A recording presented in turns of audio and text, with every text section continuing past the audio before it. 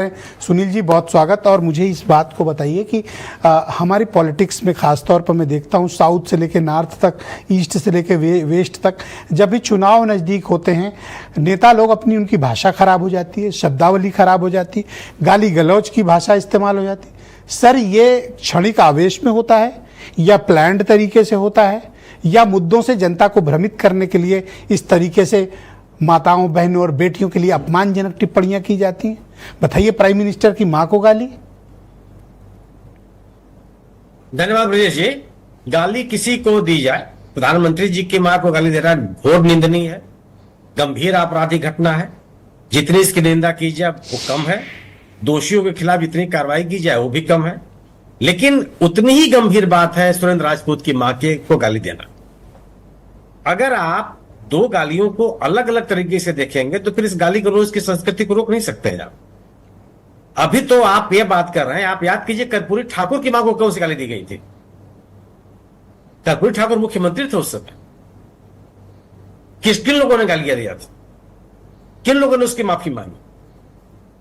प्रधानमंत्री की मां को छोड़ दीजिए, प्रधानमंत्री को गाली दी गई, जिसका उल्लेख किया सुरेंद्र राजपूत जी ने। गाली कभी किसी को दी जाए वो निंदनीय है, लेकिन एक आपराधिक घटना को एक आपराधिक घटना की तरह से देखा जाना चाहिए। अगर आप उस आपराधिक घटना का राजनीतिक लाभ लेने की कोशिश करेंगे तो उसी तरह की प्रतिक्रिया सामने आएगी। आज जो प्रधानमंत्री जी का भाषण था, निश्चित रूप से उनकी वेदना से मैं सहमत हूं, लेकिन अगर आप उस घटना के आधार पर वोट मांगने लगेंगे तो विषय गंभीर नहीं, उतने गंभीर नहीं रह जाए। पर सर, क्या किसी बेटे को हक नहीं कि उसकी मां की गाली दी जाए तो प्रतिकार करे? सर, प्रतिकार के भी उच्चतम स्तर तक वो प्राइम मिनिस्टर होकर भी उन्होंने कोई हाई हैंडलिंग नहीं की सर। नहीं, सिर्फ आक्रोश व्यक्त किया सर। बिल्कुल नहीं, बिल्कुल है। और जब सोनिया गांधी को भी कांग्रेस की विधवा कहा गया था तो राहुल गांधी को प्रतिवाद करने का हक था। जब आपने कांग्रेस के सांसद को सुपर्णखा कहा था लोकसभा के भीतर, तब भी उनको अधिकार था अपनी बात कहने का। और इसको किसी सामान्य व्यक्ति ने नहीं कहा था। जो कार्यकर्ता क्या गाली गलौज को ये बढ़ावा देने की प्रवृत्ति है सर? नहीं, अगर कर्पूरी ठाकुर से गाली देने की शुरुआत होते हुए सोनिया गांधी तक गाली देने जाने की बात चलती चली आ रही है तो क्या है ये? जवाहरलाल नेहरू के बारे में किस किस तरह की टिप्पणियां की गई हैं? फेक फोटो बना के किस किस तरह की टिप्पणियां की जाती है, आज भी की जाती है। कौन लोग हैं? और अगर आप यह करते चले जा रहे हैं और उसके बाद आप राजनीतिक शुचिता की बात करेंगे तो कितना प्रभावी होगा? आप अपने अनुकूल हर घटना की व्याख्या नहीं कर सकते। यह कहकर कि देश के इतिहास में पहली बार ऐसा हुआ है कि किसी प्रधानमंत्री की मां को गाली दी गई है। अरे प्रधानमंत्री को गाली दी गई भाई, उसकी भी चिंता कीजिए आप। और वो कार्यकर्ता कौन है? आज कांग्रेस के प्रवक्ता कर रहे हैं, कांग्रेस पार्टी कर रही है कि वो हमारा कार्यकर्ता नहीं है। इससे बहस हो सकती है, लेकिन जिसने सुरेंद्र राजपूत की मां को गाली दिया वो तो स्थापित रूप से कांग्रेस के राष्ट्रीय प्रवक्ता है, अरे बीजेपी के राष्ट्रीय प्रवक्ता है। भारतीय जनता पार्टी ने कौन सी कार्रवाई की? और अगर आप कार्रवाई नहीं करेंगे तो किस तरह का प्रतिमान आप रखते हैं समाज में? और इस तरह की घटनाओं को लेकर सर, आपकी बातों से तो ऐसा लग रहा है कि गाली गलौज बीजेपी ही करती है, विपक्ष तो बड़ा शरीफ है और वो तो कुछ नहीं कहता। सर, मैंने बिल्कुल ही नहीं कहा, मैंने नहीं कहा। मैं तो ये कह रहा हूं कि अगर आप इस घटना की बात कर रहे हैं तो पहले आप भारतीय जनता पार्टी और तत्कालीन जनसंघ का भी उल्लेख कर लीजिए। कर्पूरी ठाकुर जी इस देश के सामान्य नेता नहीं रहे हैं और उनकी मां को ही गाली दी गई थी। ब्रजेश जी, आप पढ़ लीजिएगा इसको। ये सवाल है और कोई तो लाइन ड्रॉ करनी पड़ेगी सर, कोई तो हमें लकीर खींचनी पड़ेगी। बिल्कुल भैया, यह मर्यादा है, इस मर्यादा को मत लांघो। ब्रजेश जी, मर्यादा का पालन होगा। मैं गाली दूंगा वो भी उतनी गंभीर है और आप गाली देंगे तो भी उतनी गंभीर है।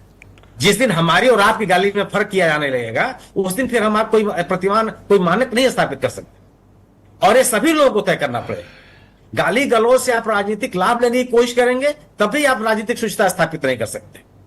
घटनाओं को उसी दृश्य से देखने की आवश्यकता है जिस रूप में घटनाएं घटित। क्या आप ये मानते हैं ये गाली गलौज की भाषा जो प्राइम मिनिस्टर के लिए वोट अधिकार यात्रा में इस्तेमाल की गई, राहुल गांधी की 1300 किलोमीटर के सफर पर ये एक डेंट पड़ा है राजनीतिक तौर पर, या फिर ये एक पॉलिटिकल एजेंडा है?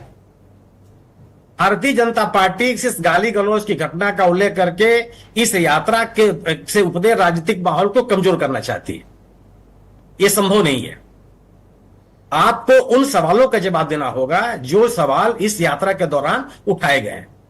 उन सवालों का जवाब देना होगा जिन सवालों सर को गाली लेकर की के बात क्यों नहीं लाखों की उठाएंगे संख्या सर? में लोग पटना अगर में किसी आए। की मां को गाली दी गई है सर तो उस बेटे को हक है उसका भयंकर प्रतिकार बिल्कुल है। करने का। बिल्कुल है, दोषी के खिलाफ कठोर सर शायद हम आप होते तो वे भी बर्दाश्त न करते सर, झगड़ा करने पहुंच गए होते। भाई मैं कह रहा हूं ब्रजेश जी, कठोरतम कार्रवाई इस आदमी के खिलाफ होना चाहिए। प्रधानमंत्री हमारे प्रधानमंत्री हैं, हमारे चुने हुए प्रधानमंत्री हैं, हमको भी उन पर गर्व है। लेकिन सवाल ये केवल है कि आप एकांगी नहीं हो सकते। अगर आप एकांगी होंगे तो घटना तो सर के मुझे असर पर बताइए, आप आपकी अगर इस तरह गाली गलौज, अपमानजनक टिप्पणी, इस तरह की बेइज्जती की जाएगी तो कोई शरीफ इज्जतदार घर के लोग या महिलाएं राजनीति का रास्ता क्यों चुनेंगी सर? कौन गाली खाने आएगा सर?